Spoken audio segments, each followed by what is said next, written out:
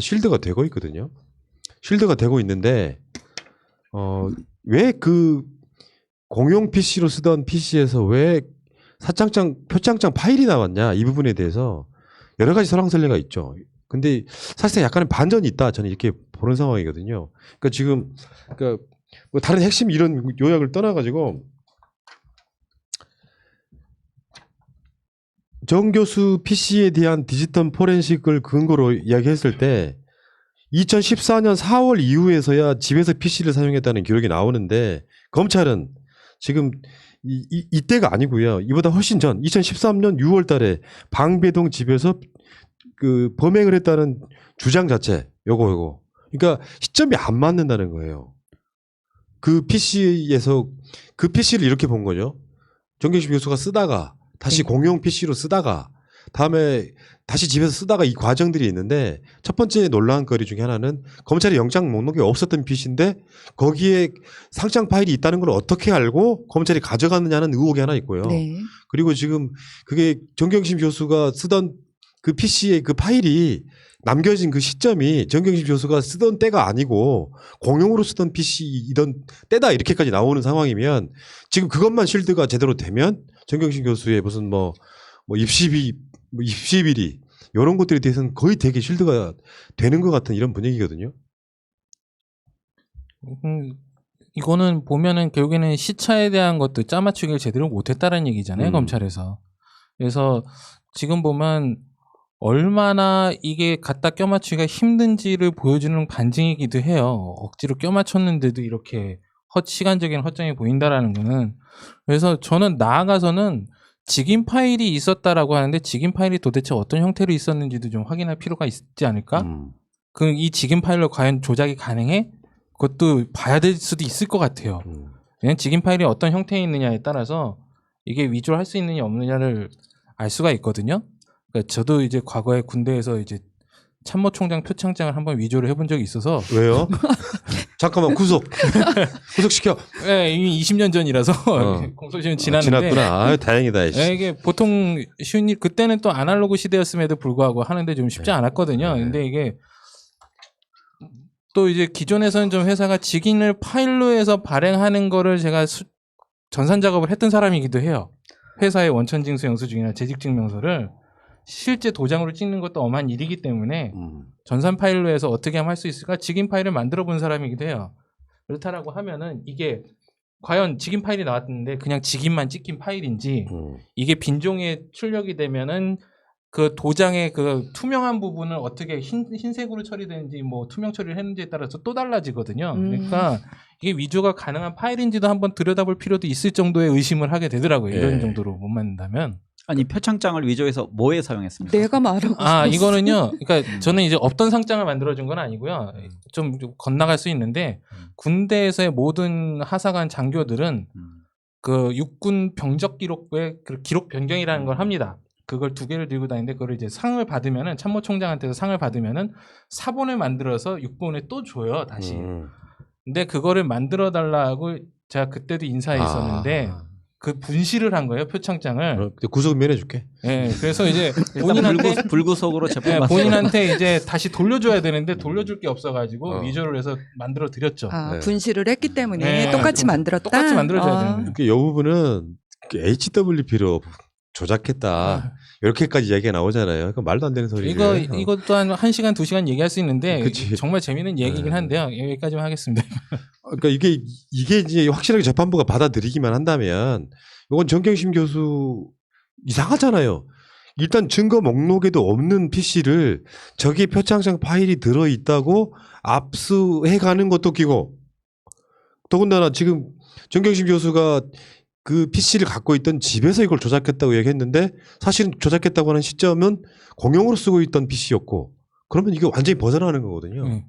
지금 이게 일종의 이제 다시 말씀드리지만 정경심 교수 뭐 입시비리라고 하는 그것들 중에 유일하게 쉴드가 잘 안 됐던 부분인 게 초반에 변호인도 그랬단 말이에요. 이게 왜 거기서 나와? 요즘에 그런 노래 하나 있죠.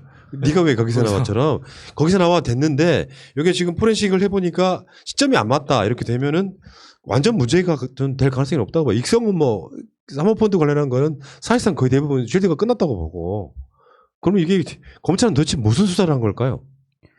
그러니까 간단한 정리는 두 가지. 방금 하신 부분을 제가 정리하면은 검찰 위조와 위조 시기가 포렌식 해보니까는 다르다. 네. 그러니까 시기가 조작된 것이다. 두 번째는 그 공용 PC를 그러니까 강사유실에 있는 PC를 가져가는데 그게 원래 불법 증거 수집이란 얘기죠. 그러니까 원래는 개인기 아니고 정경심 교수에 속해 있는 PC를 가져가야 되는데 왜 강사 휴게실에서 사용하는 PC를 가져갔고 거기서 그 총장 직인이 나올까? 이건 뭐 누군가가 거기에 총장 직인을 심어놓고 저 PC를 가져가면 뭔가 수사에 도움이 됩니다라는 내부 정보가 어떻게든 만들어졌을 거고 그럼 거기에는 뭐 조작의 가능성도 있는 거죠. 제가 너무 심하게 나갔나 모르겠지만 그래서 그 두 가지가 지금 검찰 주장의 허구성을 나타내는 그 단서가 될 것 같습니다. 예. 근데 지금 오늘요 재판하다가 이제 앞으로 증인을 또 채택을 한다고 이제 검찰이 33명 증인 신문 계획을 법원에 제출했는데 그 중에 조국 장관이 있는 거예요. 근데 내가 변호인이라도 못 받아들일 만한 부분이 똑같은 건으로 조국 장관의 재판을 받고 있는 상황이에요. 부부를 예를 들어서 약간 이제 부부를 똑같은 죄로 재판을 받고 있는데 부인 재판하는데 조국 장관을 증인으로 채택해서 불러오겠다. 요거는 일종의 이제 조국 장관 또는 가족에 대한 모욕주기. 왜냐하면 조국 장관 온다 그러면 또 기자들 막 바글바글 해가지고 일단 출석하는 장면 자체가 뭔가 어마어마한 범죄자의 냄새가 나거든요. 이런 식으로 악의적으로 지금 그러니까 아직도 이런 플레이, 언론 플레이만 하고 있는 겁니다. 그러니까 법정에서 증거로 유죄를 입증해야 되는데 지금 말씀하신 대로 정말 그 조국 장관에 더 씌워진 그런 그 좋은 글씨 때문에 이걸 통해서 여론 재판을 지금 주도해 가려고 하는 거죠. 그러니까 뭐 단순히 증인으로 나오는 것만으로도 이건 범죄자 취급을 해버리고 싶은 프레임에 가두는 것 같아요. 이제 부부가 이제 쌍으로 딱 그걸 노린 거죠. 그 문제 구도. 있으니까 그렇지. 이게 사실 이제 증인으로 간다라는 것 자체가 어떻게 보면 증인을 되게 괴롭히는 수단으로 쓰이는 게 되게 많거든요. 심지어 우리가 있잖아요. 그 청문회 할 때 특정 청문 대상자의 직계 가족은 안 부르는 게 관례 같은 거예요. 그러니까 저번에 그런 이야기 되게 많이 했다고. 네.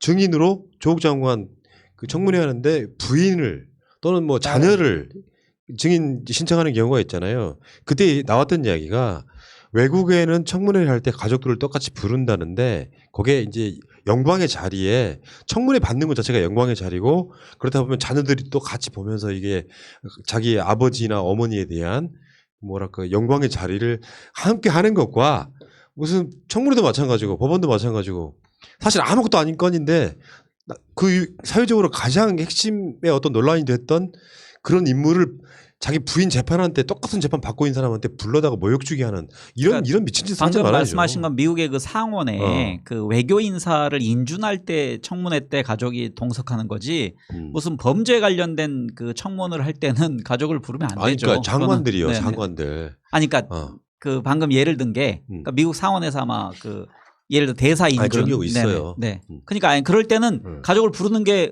말씀하신 대로 영광된 자리라니까요. 예. 그러니까 지금 이런 상황이어가지고 요거는 좀 시간의 문제인 것 같아요. 조국 장관의 재판은 1심 판결이 나오고 또 2심 각오하는 과정이 시간의 문제이지.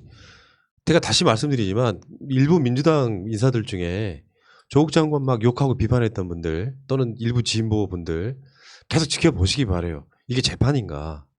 문득 이런 생각이 듭니다. 21이. 송준성님 같은 분들 조사 없이 바로 기소하고 재판해야 돼요. 그럼요. 부도덕하잖아. 왜 상장을 위조를 해? 근데 여기는 위조했다는 걸 본인이 인정하잖아요. 여기는 지금 사실은 그 표창장을 위조할 이유가 없는 사건이란 말이에요. 그러니까 위조할 이유가 없다는 뜻은 위조 자체가 없었다는 뜻이에요.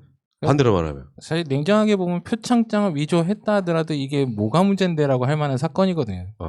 뭐 입시 비리에 기껏 동양대 표창장 알아주지도 않는 동양대 표창장 한 장이라고 판단할 수 있는 그런 걸 가지고도 그러니까. 걷다는 게 영향력이 있을까? 동의하는 사람 많지 않을 거예요. 심지어 서울대나 부산대의전원의 동양대 표창장은 중요한 목록도 아니었어요. 그럼요. 이건 뭐 진짜 어떻게 해야 돼? 왜 조국 장관 가족한테만 현미경을 막 들이대가지고. 그러니까 뭐 그나마 서울대 표창장이든 하다못해 뭐 이제 외국의 표창장이라도 그러니까 상식적으로만 가자고요. 했으면은 뭐 그래도 뭐 무슨 할 말이 영광 있는데 보겠다고. 기껏 동양대 표창장 하나를 이렇게 한다는 것 자체가 넌센스긴 하죠, 사실은. 네, 알겠습니다.